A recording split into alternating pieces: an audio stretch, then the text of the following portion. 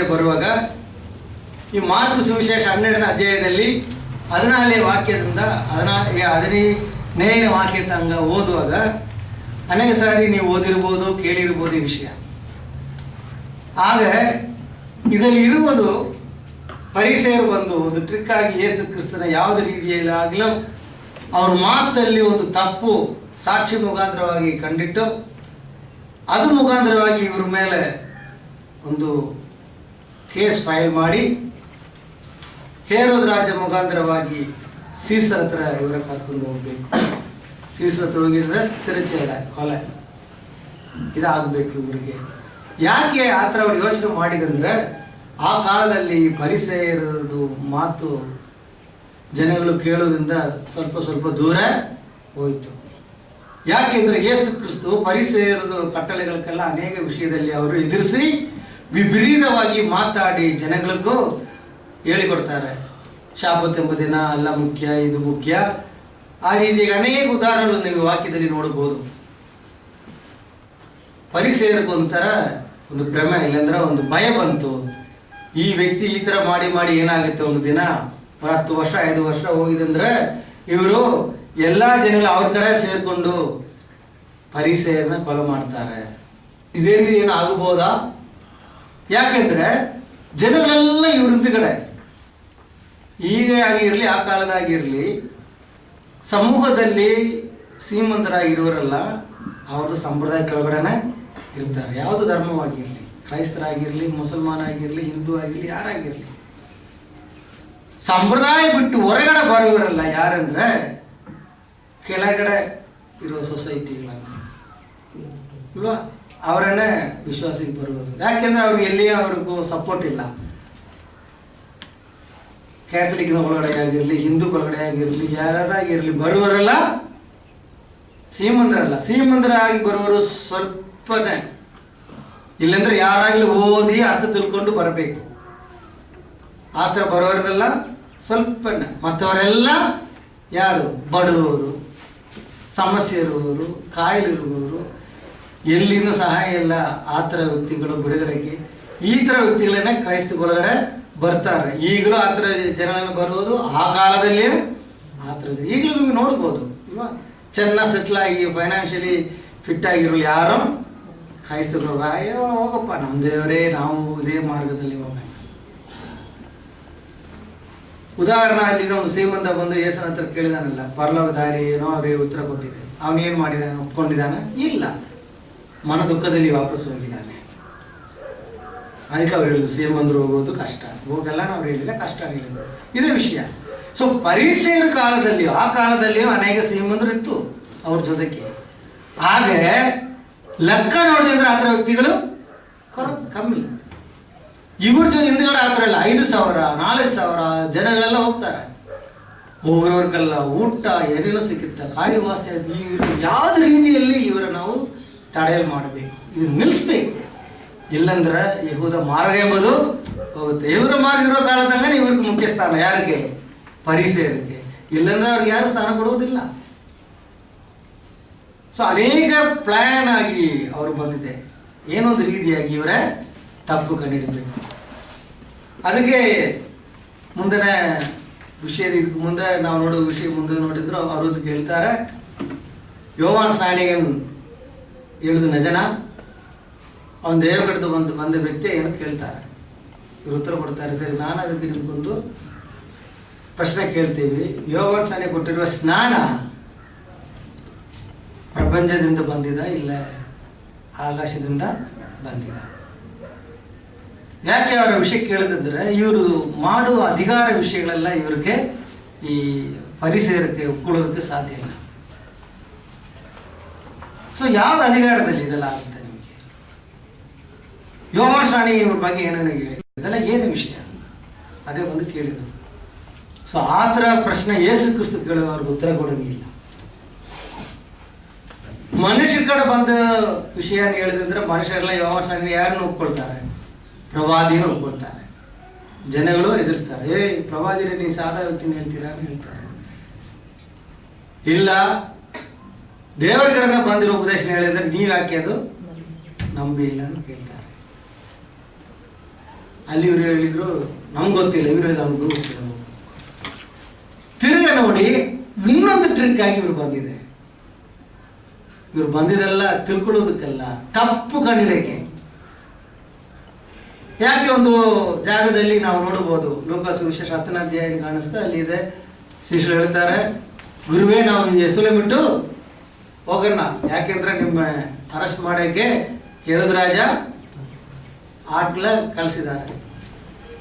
ಅವ್ರು ಹೋಗಿ ನರಿ ಹತ್ರ ಹೇಳಿ ಯೆರೂಸಲೇಮ್ ಒಳಗಡೆ ಒಂದು ಪ್ರವಾದಿ ಸಾಗುವುದೇ ಇಲ್ಲ, ನಾ ಇವತ್ತು ನಾಳೆ ಮೊನ್ನೆ 3 ದಿನ ಇಲ್ಲಿ ಇರ್ತೀವಿ, ಯಾರು ಮುಟ್ಟಕ್ಕೆ ಸಾಧ್ಯ ಇಲ್ಲ, ಇದು ಕಿವಿಯಲ್ಲಿ ಹೋಗಿರ್ಬೋದು.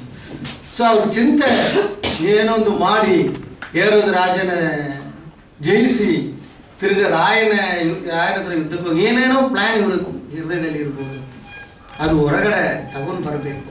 ಅದು ಬಂದಿದ ಮೇಲೆನೆ ಇವ್ರಿಗೆ ಎದುರಾಗಿ ನಾವು ಸಾಕ್ಷಿ ಹೇಳಬೇಕು. ಅದಕ್ಕೆ ಪ್ಲಾನ್ ಆಗಿ ಈ ಪರಿಸರ ಜನಗಳು ಬಂದು ಕೇಳಿದ್ರು. ಏನು ಕೇಳಿದೆ ನೋಡೋಣ. ಮಾರ್ಕ ಸುವಿಶೇಷ 12ನೇ ಅಧ್ಯಾಯ 14ನೇ ವಾಕ್ಯದಿಂದ 15ನೇ ವಾಕ್ಯ. ಅವರು ಬಂದು ಆತನಿಗೆ ಬೋಧಕನೇ ನೀನು ಸತ್ಯವಂತನು ಯಾವ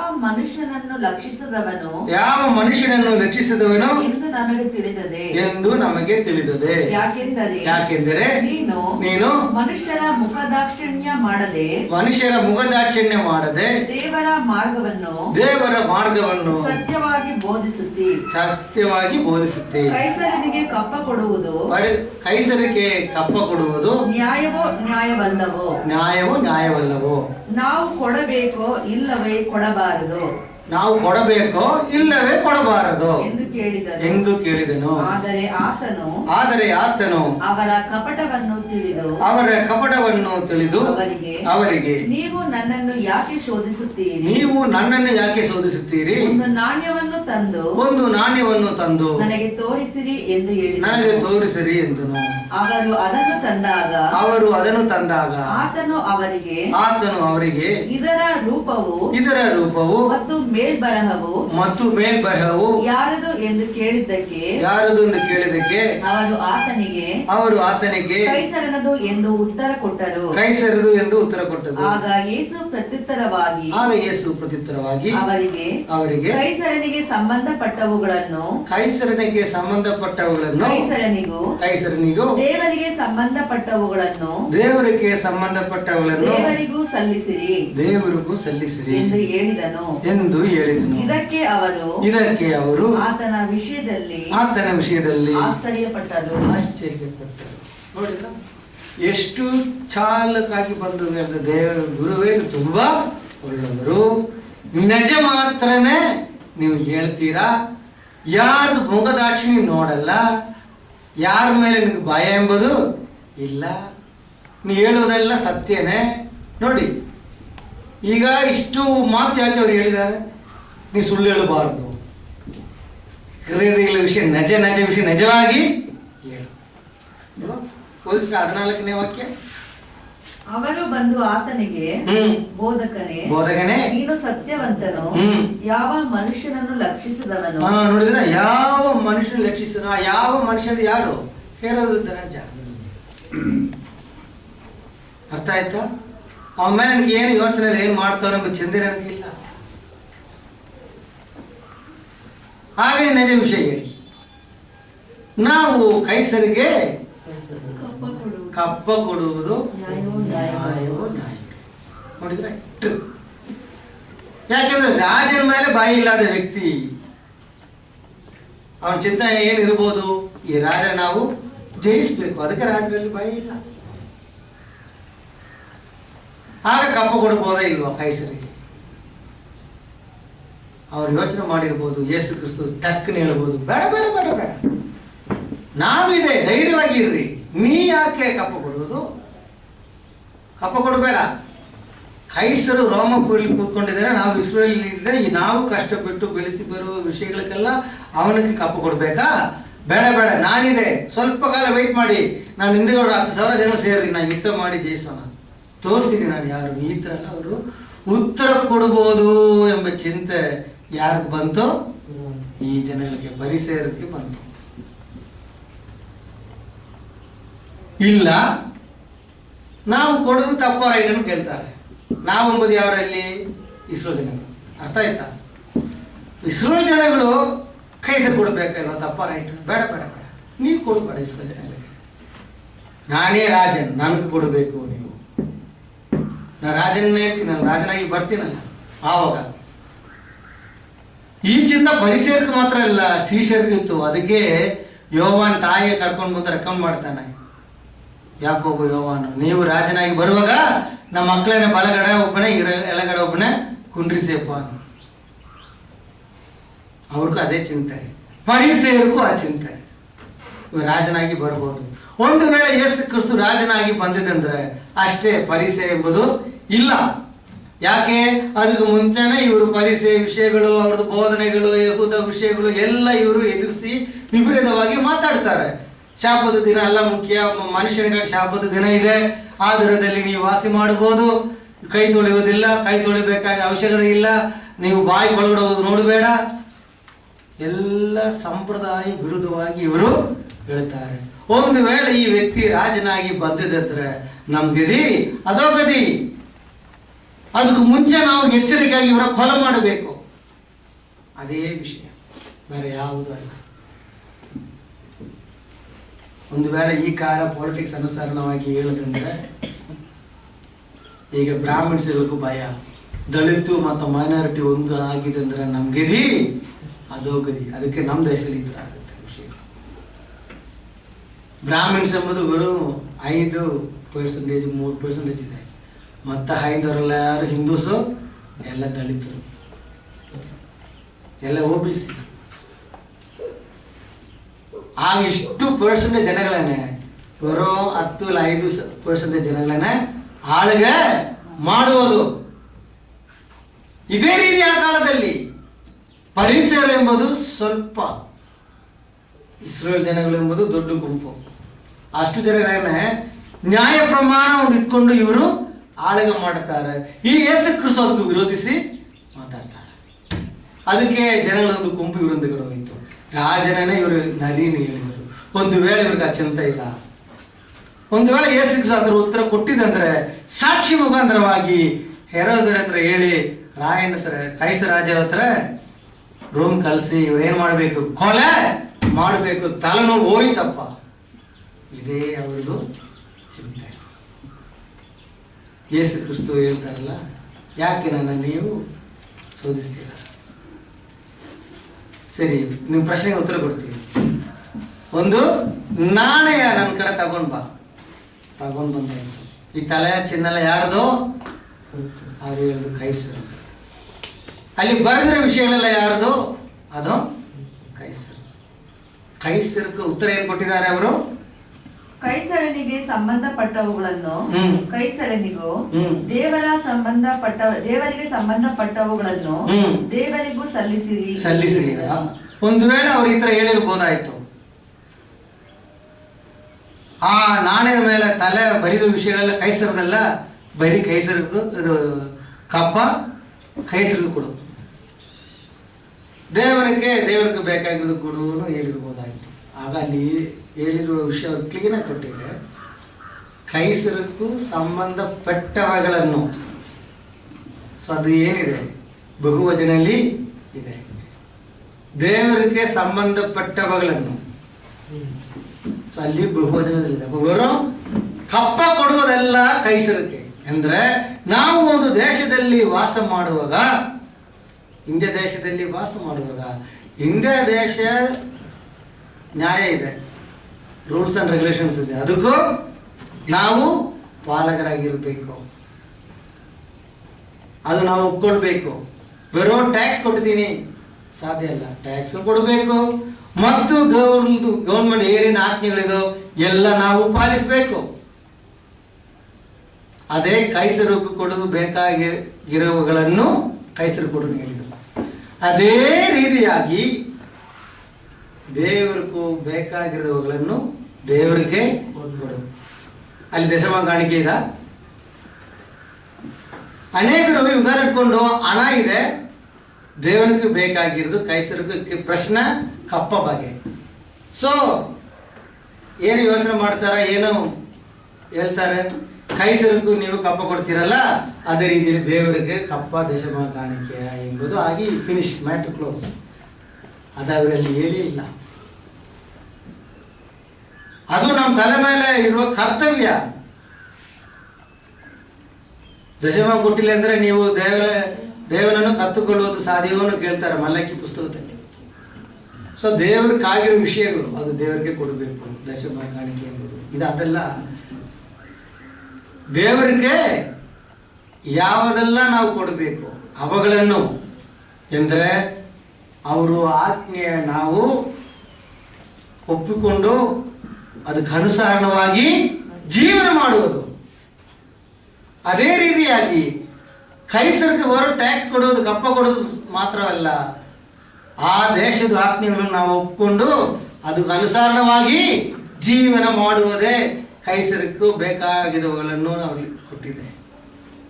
ಗುರು ಟ್ಯಾಕ್ಸ್ ಕೊಡ್ತಾರೇನೋ ಬಿಡಲ್ಲ ದೇವರು, ಸಾರಿ ಗೌರ್ಮೆಂಟ್.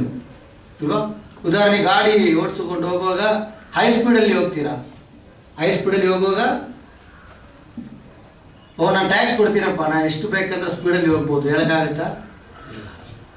ಅಲ್ಲಿ ಒಂದು ಡ್ರೈವಿಂಗ್ ಒಂದು ಕಾನೂನು ಇದೆ, ಎಲ್ಲ ವಿಷಯಕ್ಕೂ ಒಂದೊಂದು ಕಾನೂನು ಇದೆ. ಅದಕ್ಕೆ ಅನುಸಾರವಾಗಿ ನಾವು ಜೀವನ ಮಾಡುವುದೇ ಆ ಗೌರ್ಮೆಂಟ್ಗೆ ಕೊಡಬೇಕಾಗಿರುವುದನ್ನು ಕೊಡುವುದಕ್ಕೆ ಅರ್ಥ. ಅದೇ ರೀತಿಯಾಗಿಯೇ ದೇವರಿಗೆ ಕೊಡಬೇಕಾಗಿರುವುದನ್ನು ಹೇಳೋದಕ್ಕೆ ಅರ್ಥ. ಬರೀ ದಶಮ ಕಾಣಿಕೆ ಕೊಡುವುದಲ್ಲ, ಅವರು ಏನೇನು ಆತ್ಮೀಯ ವಿಷಯಗಳು ಹೇಳಿದಾರೋ ಅದೆಲ್ಲ ನಾವು ಒಪ್ಪಿಕೊಂಡು ಅದಕ್ಕೆ ಅನುಸಾರವಾಗಿ ವಿಶ್ವಾಸ ಜೀವನ ಮಾಡುವುದೇ ದೇವರು ಕೊಡಬೇಕಾಗಿರುವುದನ್ನು ನಾವು ಕೊಡುವುದು. ಗುರು ಕಾಣಿಕೆ ದಶಮ ಕೊಡುವುದಲ್ಲ. ಅವ್ರು ಭಿಕ್ಷೆ ಕೇಳಿಲ್ಲ, ದಶಮ ಕಾಣಿಕೆ ಕೊಡಪ್ಪ ನನಗೆ ಊಟಕ್ಕಿಲ್ಲ, ಅದು ಇದರಲ್ಲಿ ಒಂದು ವಿಷಯ ಅಷ್ಟೇ. ಬೇರೆ ಎಷ್ಟೋ ವಿಷಯಗಳು ಬೇರೆ ಇದೆ, ಇದೆಲ್ಲ ಅದರಲ್ಲಿ ಸೇರಿಸಿಕೊಂಡಿದ್ದಾರೆ. ಅದಕ್ಕೆ ಹೇಳುದು ಸಿಂಪಲ್ ಆಗಿ, ದೇವರಿಗೂ ಬೇಕಾದ ದೇವರು ಕೊಡು ಅಂದ್ರೆ ಏನರ್ಥ? ನನ್ನ ಮಾತು ನೀವು ಕೇಳಬೇಕು ಎಂಬುದರ್ಥ. ಪರಿಸರಿಗೆ ಉತ್ತರ ಇಲ್ಲ. ನಾನು ದೇವರಿಂದ ಬಂದ ವ್ಯಕ್ತಿನ ಹೇಳ್ತಾರಲ್ಲ ಅವರು. ಸೊ ದೇವ್ರಿಗೆ ನೀವು ಕೊಡು, ದೇವ್ರ ಮಾತುಗೂ ನೀವು ಕಿವಿ ಕೊಡು, ಸೊ ನಮ್ಮ ಮಾತಿಗೆ ನೀವು ಕಿವಿ ಕೊಡು ಎಂಬುದಕ್ಕೆ ಅರ್ಥ. ಅದಕ್ಕಾಗಿ ರಾಜ ಬೇಡ, ಗೌರ್ಮೆಂಟ್ ಇಲ್ಲ ಅರ್ಥ ಅಲ್ಲ. ಗೌರ್ಮೆಂಟ್ ವಿಷಯ ನೀವು ಪಾಲಿಸಬೇಕು. ಎರಡೂ ನಾವು ಒಪ್ಕೊಂಡೇ ಈ ಪ್ರಪಂಚ ಜೀವನ ಮಾಡಬೇಕು. ಯೇಸು ಕ್ರಿಸ್ತರು ಮಾಡಿ ತೋರಿಸಿದ್ದಾರೆ ಇಲ್ವಾ? ಒಂದು ಕಡೆ ಒಂದು ಜಾಗದಲ್ಲಿ ಪೇತ್ರ ಯೇಸು ಕ್ರಿಸ್ತ ಇರುವಾಗ ಅಲ್ಲಿ ಟ್ಯಾಕ್ಸ್ ಕಲೆಕ್ಟರ್ ಬಂದು ಕೇಳ್ತಾರೆ, ಈ ನಿಮ್ಮ ಗುರು ಈ ಜೆರುಸಲೇಮ್ ಪಟ್ಟಣದಲ್ಲಿ ಇರ್ತಾರಲ್ಲ, ಆಕ್ಚುಲಿ ಇವರು ಯಾವುದು ಪಟ್ಟಣದ ನಿವಾಸಿ? ಇವರು ಗೆಲೀಲಿಯ ದೇಶದವರು ಬಂದು ಇಲ್ಲಿ ಇರ್ತಾರೆ. ಕಪ್ಪ ಕೊಡ್ತಾರ? ಕೊಡ್ತಾನೆ ಹೇಳ್ತಾರೆ ಟಕ್ಕನು. ಅವ ಹೋಯ್ತು, ಆಗ ಯೇಸು ಕ್ರಿಸ್ತ ಬಿಟ್ಟಿಲ್ಲ. ಸರಿ, ಪೇತ್ರನು ಹೇಳಿಲ್ಲ ವಿಷಯ ಹೇಳಿ, ಯಾರು ಕೊಡುವುದು ಈ ವಿಷಯ? ಈ ದೇಶವಾಸಿಗಳ ಅನ್ಯ ದೇಶವಾಸಿಗಳ ಯಾರು ಕೊಡುವುದು ಹೇಳಿ? ಪೇತ್ರ ಹೇಳ್ತಾನೆ, ಹೌದು ಈ ದೇಶವಾಸಿಗಳೇ ಕೊಡಬೇಕು, ನಾವು ಅನ್ಯ ದೇಶವಾಸಿಗಳಾಗಿ ಇದೆ, ಎಲ್ಲ ಇಸ್ರೋ ಚೆನ್ನಾಗಿದೆ. ಸರಿ, ಹೋಗಿ ಒಂದು ಮೀನು ಇಟ್ಕೊಂಡು ಬಾ, ಅದು ಬಾಯಿ ಒಳಗಡೆ ಒಂದು ನಾಣ್ಯ ಸಿಗುತ್ತೆ, ನನಗೆ ಕಾಯಿ ಕೊಡು. ಸೊ ನೋಡಿ, ಕೊಟ್ಟು ತೋರಿಸಿದ್ರು. ಅದಕ್ಕಾಗಿಯೇ ಜನಗಳು ಒಪ್ಕೊಳ್ಳೋದು, ಯೋಚನೆ ಮಾಡೋದು ಬರೋ ಟ್ಯಾಕ್ಸ್ ಐಟಮ್, ಬರೋ ಕಪ್ಪ ಕೊಡೋದು ವಿಷಯ, ಬರೋ ಕಪ್ಪ ಕೊಡೋದು ವಿಷಯ ಅಲ್ಲ. ಅದಕ್ಕಿಂತ ಇಷ್ಟು ವಿಷಯಗಳು ಇದೆ. ಅದು ಆ ವಿಷಯ ಬಗ್ಗೆ ನಾವು ಒಂದು ಉದಾಹರಣವಾಗಿ ಅದೇ ಅಧ್ಯಾಯದಲ್ಲಿ ಒಂದು ವಿಷಯ ನೋಡೋಣ. ಮಾರ್ಕ ಸುವಿಶೇಷ 12ನೇ ಅಧ್ಯಾಯ 28ನೇ ವಾಕ್ಯದಿಂದ 31 ವಾಕ್ಯ ತನಕ ಓದೋಣ. ಆಗ ಶಾಸ್ತ್ರಿಗಳಲ್ಲಿ ಒಬ್ಬನು ಬಂದು ಅವರು ಕೂಡಿಕೊಂಡು ತರ್ಕಿಸುತ್ತಿರುವುದನ್ನು ಕೇಳಿ ಆತನು ಅವರಿಗೆ ಸರಿಯಾಗಿ ಉತ್ತರವನ್ನು ಕೊಟ್ಟನೆಂದು ತಿಳಿದು ಆತನಿಗೆ ಎಲ್ಲಾ ದೈವ ಆಜ್ಞೆಗಳಲ್ಲಿ ಮೊದಲನೆಯದು ಯಾವುದು ಎಂದು ಕೇಳಿದನು. ಯೇಸು ಪ್ರತ್ಯುತ್ತರವಾಗಿ ಅವನಿಗೆ ಎಲ್ಲಾ ದೈವ ಆಜ್ಞೆಗಳಲ್ಲಿ ಮೊದಲನೆಯದು ಓ ಇಸ್ರಾಯೇಲೇ ಕೇಳು, ನಮ್ಮ ದೇವರಾದ ಕರ್ತನು ಒಬ್ಬನೇ ಕರ್ತನಾಗಿದ್ದಾನೆ. ನೀವು ನಿನ್ನ ದೇವರಾದ ಕರ್ತನನ್ನು ಪೂರ್ಣ ಹೃದಯದಿಂದಲೂ ಪೂರ್ಣ ಹೃದಯದಿಂದಲೂ ಪೂರ್ಣ ಪ್ರಾಣದಿಂದಲೂ ಪೂರ್ಣ ಪ್ರಾಣದಿಂದಲೂ ಪೂರ್ಣ ಮನಸ್ಸಿನಿಂದಲೂ ಪೂರ್ಣ ಮನಸ್ಸಿನಿಂದಲೂ ಪೂರ್ಣ ಶಕ್ತಿಯಿಂದಲೂ ಪೂರ್ಣ ಶಕ್ತಿಯಿಂದಲೂ ಪ್ರೀತಿಸಬೇಕು. ಇದು ಮೊದಲನೆಯ ದೈವ ಆಜ್ಞೆಯಾಗಿದೆ. ನೀನು ನಿನ್ನ ನೆರೆಯವನನ್ನು ನಿನ್ನಂತೆ ಪ್ರೀತಿಸಬೇಕು ಎಂಬುದು ಅದರಂತೆ ಇರುವ ಎರಡನೆಯ ಆಜ್ಞೆಯಾಗಿದೆ. ಇವುಗಳಿಗಿಂತ ಹೆಚ್ಚಿನ ದೈವ ಆಜ್ಞೆಯು ಮತ್ತೊಂದಿಲ್ಲ ಎಂದು ಹೇಳಿದನು. ಇದು ವಾಕ್ಯ ಶುರುವಾಡುವಾಗನೇ ಅಲ್ಲಿ ಇದೆ. ಅವರು ತರ್ಕಿಸುವುದು ಪರಿಸೆ ನೋಡಿದ್ದಾರೆ. ಯಾವುದೇ ವಿಷಯ ಬಗ್ಗೆ ಮುಂದೆ ವಾಕ್ಯದಲ್ಲಿದೆ, ಯಾವುದೇ ವಿಷಯ ಬಗ್ಗೆ ತರ್ಕ ಮಾಡಿದ್ದಾರೆ. ಯೇಸು ಕ್ರಿಸ್ತು ತರ್ಕ ಮಾಡಾದ ವ್ಯಕ್ತಿ ಅಲ್ಲ.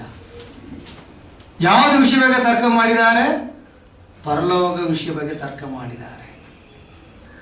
ಈ ಕಾಲದಲ್ಲಿ ಒಂದು ಉಪದೇಶ ಇದೆ, ಅಯ್ಯೋ ನಾವೆಲ್ಲ ತರ್ಕ ಮಾಡಬಾರ್ದು, ದೇವರ ವಿಷಯ ತರ್ಕನೇ ಮಾಡಬಾರದು. ಅದು ಸುಳ್ಳು. ಎಲ್ಲರೂ ದೇವರ ವಿಷಯ ತರ್ಕ ಮಾಡಿಯೇನೆ ಜಯಿಸಬೇಕು. ಆವಾಗ ತರ್ಕ ಮಾಡಿರೋ ವ್ಯಕ್ತಿ ಅರ್ಥ ಮಾಡಬೇಕು, ಅರ್ಥ ಆಗಬೇಕು ಯಾವುದೇ ವಿಷಯ. ಸರಿ, ನೆಕ್ಸ್ಟ್ ಏನು ಬರುತ್ತೆ? ಅವ್ರು ಕೇಳ್ತಾರೆ, ಆಜ್ಞೆಯಲ್ಲಿ ದೊಡ್ಡ ಆಜ್ಞೆ ಯಾವುದು? ಇದು ಇನ್ನೊಂದು ರೀತಿಯಾಗಿ ಯೇಸು ಕ್ರಿಸ್ತನಲ್ಲಿ ತಪ್ಪು ಕಂಡುಹಿಡಿಯುವುದಕ್ಕೆ ಫರಿಸರು ಬಂದು ಕೇಳಿದ ವಿಷಯ. ಒಂದು ವೇಳೆ ಇವರು ಹೇಳಬೇಕು, ನನ್ನ ಎಲ್ಲರೂ ಪ್ರೀತಿಸ್ರಿ, ಒಂದು ವೇಳೆ ಇವರು ಹೇಳಬೇಕು, ಇಲ್ಲಂದ್ರೆ ನಾನೇ ದೇವರು, ನನ್ನ ಮಾತು ಕೇಳನೆ ಹೇಳಬೇಕು. ಏನೊಂದು ಹೇಳಿದಂದ್ರೆ ಆ ವಿಷಯದಲ್ಲಿ ತಪ್ಪು ಕಂಡುಹಿಡಿದು ಕಲ್ಲೊಡಿಸಿದ್ರೆ ಏನ್ ಮಾಡಬೇಕು? ಕೊಲೆ ಮಾಡಬೇಕು. ದೇವರ ಚಿಂತೆ ಇದು ಅವ್ರಿಗೆ ಗೊತ್ತಾಯಿತು. ಯೋನ ಸ್ನಾನಿ ವಿಷಯದಲ್ಲಿ ಏನು ಮಾಡೋಕ್ಕಾಗಿಲ್ಲ, ಕಪ್ಪ ಕೊಡೋ ವಿಷಯದಲ್ಲಿ ಏನು ಮಾಡೋಕ್ಕಾಗಿಲ್ಲ. ಈಗ ಈ ವಿಷಯದಲ್ಲಿ ಆಗಲಿ ಏನಂದ್ರೆ ಇವರು ಹೇಳ್ತಾರೆ ಎಂಬ ಚಿಂತೆ, ಅದು ಇವ್ರಿಗೆ ಅರ್ಥ ಆಯಿತು. ಇವ್ರು ಏನು ಹೇಳ್ತಾರೆ? ನಾನು ಅದಕ್ಕೆ ಉತ್ತರ ಕೊಡ್ತೀನಿ. ನೀವು ನಿಮ್ಮ ಒಂದೇ ದೇವನಾಗಿ ಕರ್ತನನ್ನು ನಿಮ್ಮ ಪೂರ್ಣ ಹೃದಯದಿಂದ, ಪ್ರಾಣನಿಂದ, ಆತ್ಮನಿಂದ, ಶಕ್ತಿಯಿಂದ ಆರಾಧಿಸಬೇಕು, ಇಲ್ಲಾಂದ್ರೆ ಪ್ರೀತಿಸಬೇಕು ಎಂದವರು ಹೇಳಿದರು. ಇದು ನಾವೆಲ್ಲ ಓದಿರ್ಬೋದು. ಇದು ಸಿಂಪಲ್ ಮ್ಯಾಟ್ರ್ ಅಲ್ಲ, ಸಿಂಪಲ್ ವಿಷಯ. ಅವರು ಪ್ರೀತಿಸಬೇಕು, ಕರೆಕ್ಟ್, ಅವರು ಪ್ರೀತಿಸ್ತಾರೆ. ಆಗ ನಾವು ಯೋಚನೆ ಮಾಡೋದೇ ಹೆಚ್ಚಾಗಿದೆ. ಪ್ರೀತಿ ಎಂಬ ವಿಷಯ ಎಲ್ಲಿ ಬರುತ್ತೋ ಪ್ರಪಂಚದಲ್ಲಿ, ಅದು ಜೊತೆಗೆ ಒಂದು ವಿಷಯ ಇದೆ, ತ್ಯಾಗ ಎಂಬ ವಿಷಯ, ಅರ್ಪಣೆ ಎಂಬ ವಿಷಯ, ಇಲ್ಲಾಂದ್ರೆ ಸಮರ್ಪಿಸುವುದು ಎಂಬ ವಿಷಯ, ಸ್ಯಾಕ್ರಿಫೈಸ್, ಬಲಿ ಎಂಬ ವಿಷಯ ಎಲ್ಲ ಅದ್ರ ಜೊತೆಗೆ ಇರುತ್ತೆ. ಅದು ಇಲ್ಲದ ಪ್ರೀತಿ ಎಂಬುದು ಪೂರ್ತಿ ಆಗೋದೇ ಇಲ್ಲ. ಒಂದು ಮನೆಯಲ್ಲಿ ಮಕ್ಕಳು ಹೇಳ್ತಾರೆ, ಅಪ್ಪ ನೀ ಡೈಲಿ ನೈಟ್ ಬರ್ತೀರಾ 10 ಗಂಟೆ ನೋಡಿ, ನಮ್ಮ ಮಗನೇ ನೋಡೋದಿಲ್ಲ, ಇವತ್ತು ಜಲ್ದಿ ಬನ್ನಿ, ಬರುವಾಗ ಚಾಕ್ಲೇಟ್ ಮಿಠಾಯಿ ತಗೊಂಡ್ ಬಾ. ಅಪ್ಪ ಹೇಳ್ತಾರೆ, ಇವತ್ತೆಲ್ಲಪ್ಪ ನಾಳೆ ಬರ್ತೀವಿ, ಈಗ ನಮ್ಮ ಬಿಸ್ನೆಸ್ ಮೀಟಿಂಗ್ ಇದೆ, ಒಂದು ವೇಳೆ ಹೇಳಿದ್ರೆ, ಇಲ್ಲ ಇಲ್ಲ ಇಲ್ಲ ನಾವು ನಿಮ್ಮ ಹತ್ರ ಮಾತಾಡೋದೇ ಇಲ್ಲ, ನಿಮ್ಗೆ ಹಣನೇ ಬೇಕು, ನಾವು ಬೇಕಾಗಿಲ್ಲ ಎಲ್ಲ ಮಾತಾಡುವಾಗ ಏನಾಯ್ತು, ತಂದೆ ಆ ದಿನ ಬಿಸ್ನೆಸ್ ಮೀಟಿಂಗ್ ಎಲ್ಲ ರದ್ದು ಮಾಡಿ ಟೈಮ್ಗೆ ಬರ್ತಾನೆ. ಇವ್ರು ಏನಕ್ಕೆ ಕೇಳಿದ ಅದೆಲ್ಲ ತಗೊಂಡು ಬರ್ತಾನೆ. ಅಲ್ಲಿ ಏನಿದೆ ತ್ಯಾಗ ಆಯ್ತು, ಒಂದು ಖರ್ಚಾಯ್ತು, ಬಿಸ್ನೆಸ್ ಅಲ್ಲಿ ಲಾಭ ಬರ್ಬೋದಾಯ್ತು, ಆ ಬಿಸ್ನೆಸ್ ಮೀಟಿಂಗ್ ಕ್ಯಾನ್ಸಲ್ ಆಯ್ತು. ತ್ಯಾಗ ಮಾಡಿದಲ್ವಾ? ಯಾವುದಕ್ಕಾಗಿ? ಮಕ್ಕಳು ನಾನು ಪ್ರೀತಿಸ್ತೀನಿ ಎಂಬುದು ಅವ್ರಿಗೆ ಅರ್ಥ ಆಗ್ತದೆ. ಪ್ರೀತಿ ಎಂಬುದು ವಿಷಯ ಬರುವಾಗ ಪಕ್ಕದಲ್ಲಿ ತ್ಯಾಗ ಎಂಬ ವಿಷಯ ಇದೆ, ಬೆಲೆ ಎಂಬ ವಿಷಯ ಇದೆ, ಸಮರ್ಪಿಸುವ ವಿಷಯ ಇದೆ. ಇದೆಲ್ಲದ ಪ್ರೀತಿ ಪೂರ್ತಿ ಆಗೋದೇ ಇಲ್ಲ. ಒಂದು ವೇಳೆ ಹುಡುಗರು ಇಬ್ಬರು ತುಂಬಾ ಪ್ರೀತಿ ಮಾಡಿ ಜೀವನ ಮಾಡ್ತಾರೆ. ಈಗ ಹುಡುಗಿ ಹೇಳ್ತಾಳೆ, ಇವತ್ತು 6 ಗಂಟೆಗೆ ಬರಬೇಕು, ಇವನ್ ಬರೋದಿಲ್ಲ, 7 ಗಂಟೆ ಆಯ್ತು. ಏನಾಯ್ತು ಅಲ್ಲಿ? ನನ್ನ ಮೇಲೆ ನಿನಗೆ ಪ್ರೀತಿ ಇಲ್ಲ, ಬೇರೆ ಯಾರು ಮುರಿದಿಲ್ಲ, ಇದು ಯಾಕೆ ಬಂದಿಲ್ಲ, ಇದು ಬಂದಿಲ್ಲ, ಅಲ್ಲಿ ಜಗಳ ಆಯ್ತು, ಸ್ವಲ್ಪ ಲೇಟ್ ಆಯ್ತು. ದಾರಿಯಲ್ಲಿ ಟ್ರಾಫಿಕ್ ಬಂದಿರ್ಬೋದು, ಅದೆಲ್ಲ ವಿಷಯ. ನೀವು ಯಾವಾಗಲೂ ಕೆಲಸ ಇರುತ್ತೆ, ನಮ್ಮ ಮೇಲೆ ನಿಮ್ಗೆ ಚಿಂತೆನೇ ಇಲ್ಲ. ನೋಡಿ, ಕೆಲಸ ಸ್ವಲ್ಪ ತ್ಯಾಗ ಮಾಡಬೇಕು. ಓಟಿ ಇವತ್ತು ಬೇಡ, ಜಲ್ದಿ ಹೋಗೋಣ ಮನೆಗೆ, ಆ ಹಣ ಸ್ವಲ್ಪ ತ್ಯಾಗ ಮಾಡಬೇಕು, ಬೇಕಲ್ವಾ? ಆವಾಗನೇ ಹೆಂಡತಿ ಮಗಳು ಗೊತ್ತಾಗುತ್ತೆ ನಮ್ಮೆಲ್ಲ ಇವರು ಪ್ರೀತಿಸ್ತಾರೆ. ಈ ರೀತಿ ನಾವು ಉದಾಹರಣೆ ಹೇಳಬಹುದು. ಅನೇಕ ವಿಷಯಗಳು ಆ ರೀತಿಯಾಗಿದೆ. ಈಗ ಇದೆ, ನಿಮ್ಮ ಪೂರ್ಣ ಹೃದಯದಿಂದ, ಪೂರ್ಣ ಪ್ರಾಣದಿಂದ, ಪೂರ್ಣ ಆತ್ಮನಿಂದ, ಪೂರ್ಣ ಶಕ್ತಿಯಿಂದ ನೀವು ನಿಮ್ಮ ಒಂದೇ ದೇವರಾಗಿರೋ ಕರ್ತನನ್ನು ಪ್ರೀತಿಸಬೇಕು. ಪ್ರೀತಿಸಬೇಕು, ಅಲ್ಲಿ ಅವರು ಆರಾಧಿಸಬೇಕು, ನಂಬಿಕೆ ಇಡಬೇಕು ನೀವು ಹೇಳಿಲ್ಲ. ಇದೆಲ್ಲ ಇರುವರನ್ನೇ ಪ್ರೀತಿಸಕ್ಕಾಗುತ್ತೆ, ಅದಕ್ಕೆ ಅರ್ಥ. ಆಗ ಪ್ರೀತಿ ಇಲ್ಲದೆ ನಂಬಬಹುದು ಒಂದು ವಿಷಯ ಆಗುವುದಕ್ಕೆ. ಪ್ರೀತಿ ಎಂಬುದಕ್ಕೆ ವಿಷಯ ಆಗುತ್ತೋ ಇಲ್ವೋ ಆಗ ನಾವು ಪ್ರೀತಿಸ್ತೀವಿ, ಅದೇ ಪ್ರೀತಿ. ಶಾಸ್ತ್ರಕ್ಕೆ ಹಬ್ಬನ ಬೆಂಕಿಯಲ್ಲಿ ಹಾಕುವಾಗ ನಬುಕನ ರಾಜ ಹೇಳಿದ್ರು, ಇಲ್ಲ ನಬುಕನೇಶ್ವರ ಹೇಳಿದ್ರು, ಈಗ ಒಂದೇ ಒಂದು ಸಮಯ ನಿಮ್ಗೆ ಕೊಡ್ತೀವಿ, ಇಲ್ಲಾಂದ್ರೆ ಬೆಂಕಿಯಲ್ಲಿ ಹಾಕ್ತೀವಿ, ನಾವು ನೋಡೋಣ ನಿಮ್ಮ ದೇವರನ್ನ ಕಾಪಾಡ್ತಾವ್ರಿಲ್ವೋ. ಏನು ಉತ್ತರ ಕೊಟ್ಟಿದೆ? ನಾವು ಹಗಲಿರುಳು ಆರಾಧಿಸುವ ದೇವರು ನಮ್ಮನ್ನು ಕಾಪಾಡಬಲ್ಲರೆ. ಒಂದು ವೇಳೆ ನಮ್ಮ ಕಾಪಾಡ ಬಿಟ್ಟಾಗಲೂ ಪರವಾಗಿಲ್ಲ, ಅವರೇ ನಮ್ದು. ಅದೇ ಪ್ರೀತಿ. ಆಮೇಲೆ ಅದೇ ರೀತಿಯಾಗಿ ನೋಡಿ, ಅವರು ಜೀವನ ತ್ಯಾಗ ಮಾಡ್ತಾರೆ. ಅದೇ ರೀತಿಯಾಗಿಯೇ ಮುಳು ಪ್ರಾಣನಿಂದ ಅವರ ಪ್ರೀತಿಸಬೇಕು ಅಂದ್ರೆ ಏನರ್ಥ? ಅವರು ಪ್ರೀತಿ ಮಧ್ಯದಲ್ಲಿ ಪ್ರಾಣ ಸಂಬಂಧಪಟ್ಟ ಏನು ವಿಷಯ ಆಗಲಿ, ಸತ್ತೋಗ್ಲಿ ಪರವಾಗಿಲ್ಲ, ಅವ್ರಿಗಾಗಿ ಪ್ರಾಣ ಬಿಡ್ತೀವಿ. ಪ್ರೀತಿ ಮುಳು ಆತ್ಮನಿಂದ ನಮ್ಮ ಪೂರ್ತಿ ಚಿಂದ ಅವ್ರ ಮೇಲೆ ಇರಬೇಕು. ಅದು ಬಿಟ್ಟನೆ ಹೆಂಡತಿ ಮಕ್ಕಳು ಕೆಲಸ ಸಂಪಾದನೆ ಬಿಸ್ನೆಸ್ ಅಲ್ಲ. ನಮ್ಮ ಜೀವನ ಅದೀಗ ಸ್ವಲ್ಪ ಯೋಚನೆ ಮಾಡಿ. ದೇವರ ವಿಷಯಕ್ಕೆ ಮುಖ್ಯ ಸ್ಥಾನ ಪ್ರೀತಿ ಅಲ್ಲ.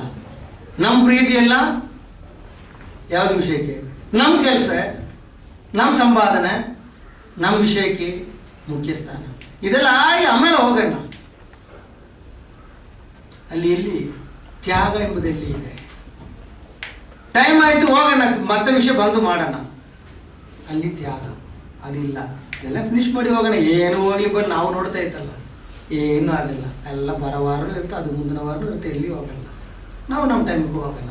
ಅವ್ರು ಹೇಳೋರು ಹೇಳೋಣ. ಆಗ ನೀವು ಯೋಚನೆ ಮಾಡಬೇಕು, ಆತ್ರ ನೀವು ಮಾಡುವುದು ನೀವು ಪ್ರೀತಿಸುವ ವ್ಯಕ್ತಿ ಅಲ್ಲ. ಮೊದಲನೇ ಆಜ್ಞೆ ನೀವು ಎದುರಿಸ್ತೀರಾ, ನೀವು ಮೊದಲನೇ ಆಜ್ಞೆನೇ ನೀವು ಒಪ್ಕೊಳ್ಳುವುದಿಲ್ಲ. ಪೂರ್ಣ ಶಕ್ತಿಯಿಂದ, ಶಕ್ತಿ ಎಂಬುದು ಮಸಲ್ ಪವರ್ ಅಲ್ಲ, ನಾವು ಜೀವನ ಮಾಡುವುದೇ ರೀತಿ. ಎಲ್ಲಿ ನಮ್ಗೆ ಸಂಪಾದನೆ ಬರುತ್ತೆ, ಯಾವ್ದು ರೀತಿಯಾಗಿ ನಾವು ಜೀವನ ಮಾಡ್ತೀವಿ, ಬಿಸ್ನೆಸ್ ಕೆಲಸನ, ಯಾವ್ದು ವಿಷಯ ಆಗಿರಲಿ, ದೇವರ ಸಮಯಕ್ಕೆ ನಾವು ಅದು ತ್ಯಾಗ. ಹಾಗೆ ಸಮಯಕ್ಕೆ ಅಷ್ಟು ಮುಖ್ಯತ್ವ ಇದೆ. ನಮ್ಮ ಇಷ್ಟಕ್ಕೆಲ್ಲ ಸಮಯಕ್ಕೊಂದು ಮುಖ್ಯತ್ವ ವಿಶ್ವಾಸ ಜೀವನದಲ್ಲಿ ಇದೆ. ದೇವರೆಲ್ಲ ಅದಾದ ಸಮಯವಾಗಿ ಮಾಡ್ತಾರೆ. ಕರ್ತರು ಪುನಃ ಬರುವುದಕ್ಕೆ ಒಂದು ಸಮಯ ಇದೆ, ನ್ಯಾಯ ತೀರ್ಪು ಕಾಲಕ್ಕೆ ಒಂದು ಸಮಯ ಇದೆ, ಎಲ್ಲದಕ್ಕೂ ಒಂದು ಸಮಯ. ಇಸ್ರೋ ಜನ ಕರ್ಕೊಂಡು ಹೋಯ್ತು 430 ವರ್ಷ ಯಾವ ಫಿನಿಶ್ ಆಯ್ತೋ ಆವತ್ತು ನೈಟ್ ವಾಕ್ಯದಲ್ಲಿ ಕೊಟ್ಟಿದ್ದೆ. ಎಲ್ಲ ಅವ್ರು ಕರೆಕ್ಟ್ ಟೈಮ್ ಮಾಡ್ತಾರೆ, ಟೈಮಿಂಗ್ ಪರ್ಫೆಕ್ಟ್. ನಮ್ಮ ಅದು ಪ್ರೀತಿ ಇರುವಾಗನೇ ಬರುತ್ತೆ, ಇಲ್ಲಾಂದ್ರೆ ಬರೋದೇ ಇಲ್ಲ. ಒಂದು ಹುಡುಗಿನ ಪ್ರೀತಿಸ್ತಾನೆ, 5 ಗಂಟೆಗೆ ಬರ್ತಾಳೆ, 4:15 ಅಲ್ಲಿ ಹಾಜರು, ಇಲ್ಲಾಂದ್ರೆ ಬೈತಾಳೆ. ನೋಡಿ ಆ ಟೈಮಿಂಗ್ ಯಾವ್ದು ರೀತಿಯಲ್ಲಿ. ದೇವರ ವಿಷಯದಲ್ಲಿ ಮಾತ್ರ ಶಕ್ತಿಯಿಂದ ಪ್ರೀತಿಸಬೇಕು. ಎಲ್ಲಿದೆ ಶಕ್ತಿ, ಎಲ್ಲಿದೆ ಪ್ರೀತಿ, ಇದು ಯಾವುದಿಲ್ಲಾಗಲಿ ಪರವಾಗಿಲ್ಲ, ನಂಬಬಹುದು. ಯಾಕೆ? ಒಂದು ಕಾರ್ಯ ಆಗಬೇಕು. ಏನು ಕಾರ್ಯ? ಪರಲೋಕ ಹೋಗ್ಬೇಕು, ಅದಕ್ಕೆ ನಂಬ್ತೀವಿ. ಬೇರೆ ಅವ್ರ ಮೇಲೆ ನಂಬಿಕೆ ಇಟ್ಟಿದ್ರೆ ಪರಲೋಕ ಸಾಧ್ಯ ಇಲ್ಲ. ಅದು ಯೇಸು ಕ್ರಿಸ್ತ ನಂಬ್ತೀವಿ, ಪರಲೋಕ ಹೋಗ್ತೀವಿ. ಪ್ರೀತಿ ಇಲ್ಲ. ಈ ನಂಬಿಕೆಯಲ್ಲಿ ಒಂದು ಪಾರ್ಟ್ ಏನಿದೆ, ಒಂದು ಭಾಗ ಪ್ರೀತಿ ಇದೆ, ಅದನ್ನು ನೀವು ಮರಿಬೇಡ. ಅವರಲ್ಲಿ ಹೇಳಿ ಇಲ್ಲ, ಮುಳು ಪ್ರಾಣದಿಂದ, ಮುಳು ಆತ್ಮನಿಂದ, ಮುಳು ಹೃದಯದಿಂದ ನೀ ದೇವರೇ ಆರಾಧಿಸ್ಬೇಕು, ಪ್ರೀತಿಸ್ಬೇಕು ಅವ್ರು ಹೇಳಿಲ್ಲ. ಪ್ರೀತಿಸ್ಬೇಕು. ಆ ಪ್ರೀತಿಯಲ್ಲಿಯೇ ಆರಾಧನೆ, ನಂಬಿಕೆ ಎಲ್ಲ ಬಂತು.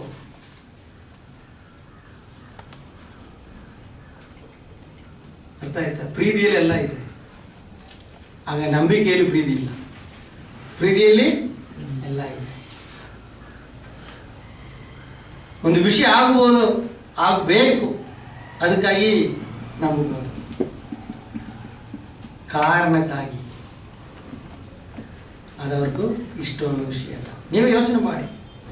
ಮೊದಲನೇ ಆಜ್ಞೆ ಅಲ್ಲಿಯೇ ಬ್ರೇಕ್, ಮತ್ತೆ ಇಲ್ಲಿ ಎರಡನೇ ಆಜ್ಞೆ, ಮತ್ತೆ ಇಲ್ಲಿ ನಂಬಿಕೆ ಪರಲೋಕ ಹೋಗ್ಬೋದಲ್ಲ. ಮೊದಲೇ ಫಿನಿಶ್ ಔಟು.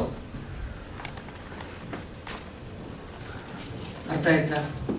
ಮುಳು ಪ್ರಾಣ, ಮುಳು ಶಕ್ತಿ, ಮುಳು ಆತ್ಮ, ಮುಳು ಹೃದಯ, ಪೂರ್ಣ. ಅರ್ಧ ಅಲ್ಲ, ನೀವು ಅರ್ಧವಾಗಿಯೇ ಪ್ರೀತಿ. ಮುಳು ಪ್ರಾಣ, ಹೃದಯ, ಬಲ, ಶಕ್ತಿ ಎಲ್ಲ ಎಲ್ಲಿದೆ? ನಮ್ಮ ಕೆಲಸದಲ್ಲಿ ಇದೆ.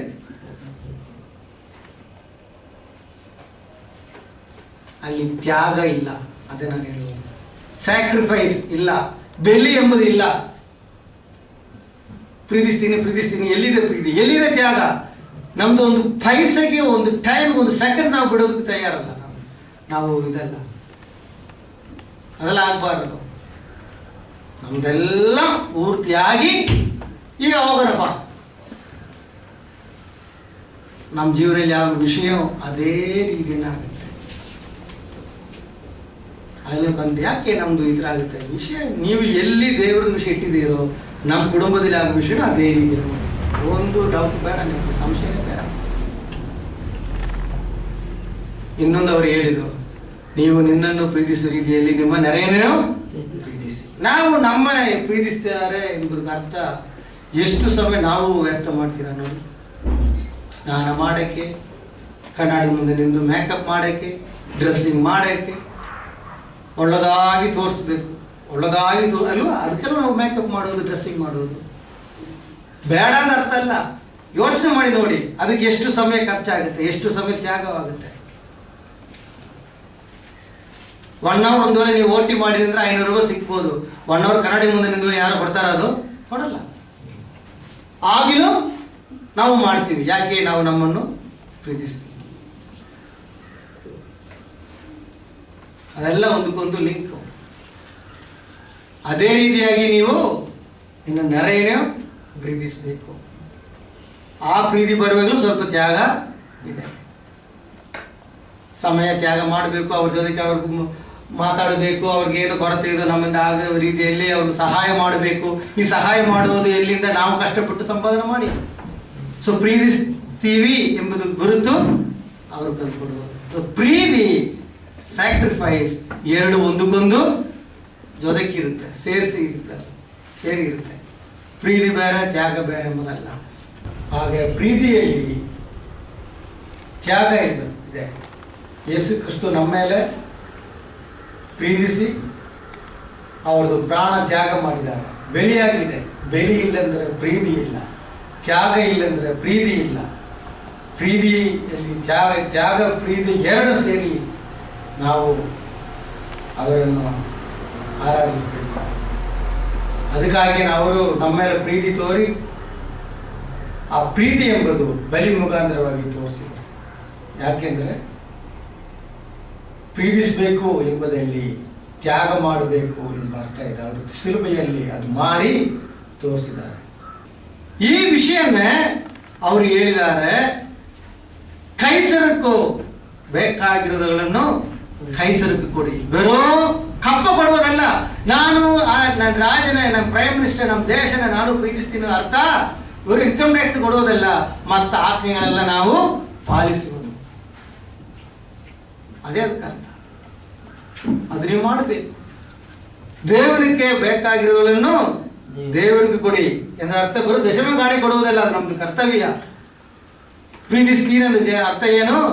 ಈಗ ಅರ್ಥ ಆಯ್ತಾ? ಅವ್ರು ಹೇಳೋದಕ್ಕೆ ಇದೇ ಉದಾಹರಣೆ, ಒಂದಕ್ಕೊಂದು ಲಿಂಕ್ ಆಗಿರೋ ಉದಾಹರಣೆ. ಅದು ಎರಡು ಜಾಗದಲ್ಲಿ ಇರುವುದರಲ್ಲಿ ತಪ್ಪು ಕಂಡುಹಿಡಿಯೋದಕ್ಕೂ ಬಂದ ವಿಷಯ. ನೀವು ದೇವರ ಪ್ರೀತಿಸ್ತೀವಿ ಅಂದ್ರೆ ಅವ್ರಿಗೆ ಬೇಕಾಗಿರೋಗಳನ್ನು ಅವ್ರಿಗೆ ಕೊಡಬೇಕು. ಅವ್ರಿಗೆ ಏನೇನು ಬೇಕು? ನೀವು ಆತ್ಮದಿಂದ ಪ್ರೀತಿಸುವುದು ಅವ್ರಿಗೆ ಬೇಕು, ಪ್ರಾಣದಿಂದ ಅವರ ಪ್ರೀತಿಸುವುದು ಅವ್ರಿಗೆ ಬೇಕು, ಹೃದಯದಿಂದ ಅವರ ಪ್ರೀತಿಸುವುದು ಅವ್ರಿಗೆ ಬೇಕು, ಇನ್ನು ಶಕ್ತಿಯಿಂದ ಅವರ ಪ್ರೀತಿಸುವುದು ಅವ್ರಿಗೆ ಬೇಕು. ಇದೆಲ್ಲ ನಾವು ಅವ್ರಿಗೆ ಕೊಡಬೇಕು. ಇದರಲ್ಲಿ ಯಾವುದು ವಿಷಯ ನೀವು ಕೊಡ್ತೀರಾ? ಯೋಚನೆ ಮಾಡಿ ನೋಡಿ. ಏನು ವಿಷಯ ನೀವು ಕೊಡ್ತೀರಾ? ಆತ್ಮದ ವಿಷಯ ಕೊಡ್ತೀರಾ? ಪ್ರಾಣ ವಿಷಯ ಕೊಡ್ತೀರಾ? ಶಕ್ತಿ ವಿಷಯ ಕೊಡ್ತೀರಾ? ಹೃದಯ ವಿಷಯ ಕೊಡ್ತೀರಾ? ಯಾವುದು ಕೊಡೋದಲ್ಲ. ಎಲ್ಲ ನಮ್ಮ ಹೃದಯ ಪ್ರಾಣ ಆತ್ಮ ಚಿಂತ ಪ್ರಕಾರ ಎಲ್ಲ ಮಾಡಿ ಆಮೇಲೆ ಅವ್ರಿಗಾಗಿರೋ ವಿಷಯ ಕೊಡಬೇಕು. ಅವ್ರಿಗೆ ಬೇಕಾಗಿಲ್ಲ, ಅವ್ರು ಭಿಕ್ಷೆ ಕೇಳೋದು. ಕೆಲವರು ಭಿಕ್ಷೆ ಕೇಳೋಗೆಲ್ಲ ನೋಡಿ ಫಸ್ಟ್ 100 ರೂಪಾಯಿ ನೋಟ್ ಬರೋದು ಬೇಡ, ಹಾಕಿ ಹೊಂಟು 1 ರೂಪಾಯಿ ಕಾಯಿನ್ ಕೊಡುವ ರೀತಿ ಹಾಕಿ ದೇವರಿಗೆ ನಮ್ಕಾಗಿದೆಲ್ಲ ಇಟ್ಕೊಂಡು ತಿರ್ಗಾ ದೇವರಿಗೆ ಹೋಗನ್ನ ಕೊಡೋಣ. ಸ್ವಲ್ಪ ಯೋಚನೆ ಮಾಡಿ. ಎಲ್ಲ 2 ಉದಾಹರಣೆ ಕಥೆ ನೋಡಿದ್ರೆ ಅರ್ಥ ಒಂದಿನ ಓದಿರ್ಬೋದು. ಪ್ರೀತಿಸಬೇಕು ಎಂಬುದಲ್ಲಿ ಹಿಂದುಗಡೆ ಆಳವಾಗಿ ನೋಡುವಾಗ ಎಷ್ಟು ಅರ್ಥ ಬರುತ್ತೆ. ಈಗ ನೀವೇ ನಿಮ್ಮ ಹೃದಯದಲ್ಲಿ ಯೋಚನೆ ಮಾಡಿ ನೋಡಿ. ನಾನು ಇಲ್ಲ ನಮ್ಮ ಕುಟುಂಬದಲ್ಲಿ ಎಲ್ಲರೂ ಸೇರಿ ಹೃದಯದಿಂದ ಪ್ರಾಣದಿಂದ ಆತ್ಮದಿಂದ ಶಕ್ತಿಯಿಂದ ಅವರೇ ಪ್ರೀತಿಸ್ತೀವ, ಇಲ್ಲ ನಮ್ಮ ಸ್ವಯಂ ವಿಷಯಕ್ಕೆಲ್ಲ ಮಾಡಿ ನೆಕ್ಸ್ಟ್ ಅವ್ರಿಗೂ ಕೊಡ್ತೀವಿ. ಆ ಥರ ಮಾಡಿಲ್ಲ ಅಂದ್ರೆ ಮೊದಲನೇ ಆಜ್ಞೆ ನೀವು ಏನು ಮಾಡಿದೆ? ಒಪ್ಕೊಂಡಿಲ್ಲ. ಮತ್ತೆ ಇಲ್ಲಿ 2ನೇದು, ಮತ್ತೆ ಇಲ್ಲಿ ಪರಲೋಕ ಹೋಗ್ಬೋದು. ಸುಮ್ಮ ಓದಿ ಹೋಗ್ಬೋದು. ಇದೆಲ್ಲ ದೇವರು ನೋಡ್ತಾರೆ. ಈ ರೀತಿಯಾಗಿ ನೋಡಿದನೆ ಉದಾಹರಣವಾಗಿ ಒಡಂಬಡಿಕೆಯಲ್ಲಿ ಪ್ರಪಂಚನೇ ಆಳೋಯ್ತು. ಬರೋ 8 ಜನ ತಪ್ಪಿಸ್ಕೊಂಡಿದ್ರು, ನೀತಿ ಬಂದ ಹೇಳಿದ್ರು. ಯಾರು? ನೋವ, ಹೆಂಡತಿ, 3 ಮಕ್ಕಳು, ಅವ್ರದ್ದು ಸೊಸೆಗಳು ಅಷ್ಟೇ. ಉದಾಹರಣೆ ಅದರಲ್ಲಿ ಇದೆ. ಕ್ರೈಸ್ತರು ಅನೇಕರಿದ್ದಾರೆ, ಅಧಿಶಾಪ ಮಾಡೋರು ಅನೇಕರಿದ್ದಾರೆ. ಈ 4 ವಿಷಯದಲ್ಲಿ ದೇವರೇ ಪ್ರೀತಿಸುವರು. ಅದೇ ವಿಷಯ. ಅದು ನಮ್ಮ ಕೆಲಸದಿಂದ ನಮ್ಮ ಕ್ರಿಯೆಯಿಂದ ಗೊತ್ತಾಗುತ್ತೆ. ಯಾಕೆ? ಅದರಲ್ಲಿ ತ್ಯಾಗ ಎಂಬುದು ಇದೆ. ನಾವು ನಭ ಹೇಳುವರು. ಯಾಕೆ ಇಲ್ಲ? ಅದಕ್ಕಾಗಿ ಇದಿಲ್ಲ, ಅದು ಬಂದಿಲ್ಲ, ಇದು ಬಂದಿಲ್ಲ, ಈ ರೀತಿಯಾಗಿ ಅನೇಕ ವಿಷಯಗಳು. ಪ್ರೀತಿ ಇದೆ ಅಂದ್ರೆ ಯಾವುದು ಬರುತ್ತೋ ಹೋಗಲು ಆಗುತ್ತಾಗಲು ಹೋಗೋಣ, ಮತ್ತೆ ವಿಷಯ ಬಂದು ನೋಡೋಣ, ಅದೇ ವಿಷಯ. ಆಮೇಲೆ ಹಾಗೆ ಈ 2 ಉದಾಹರಣೆ ಪ್ರಕಾರವಾಗಿ ನಮ್ಮ ಜೀವನ ನಾವು ಸರಿ ಮಾಡೋಣ.